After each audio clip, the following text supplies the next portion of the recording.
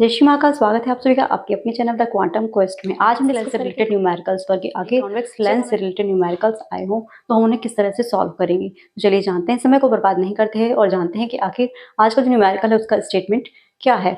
So at what distance from a convex lens should an object be placed to get an image of the same size as that of the object on a screen. इसमें हमें दिया हुआ है कि हमें ऐसी जगह पर ऑब्जेक्ट रखी हुई है जिसका सेम साइज में हमें इमेज क्रिएट हो रहा है। तो हमें इन 4 पॉइंट्स में बताना है कि आखिर इमेज जो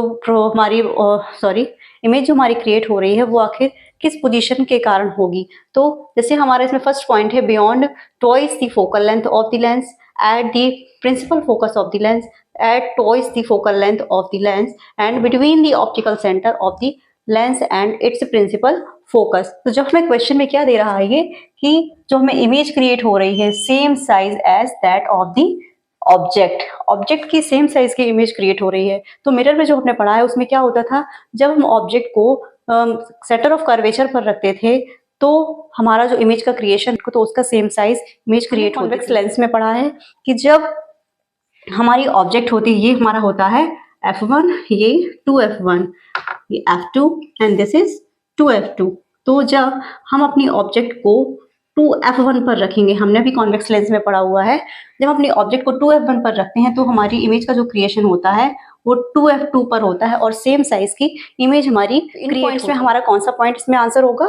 this is the answer C number at twice the focal length of the lens. क्योंकि जब हम यहाँ पर ऑब्जेक्ट को डाल रहे हैं, ये हमारी ऑब्जेक्ट है, देन हमने इसमें इमेज का क्रिएशन किया तो फर्स्ट जो है हमारी कहाँ से होकर गई?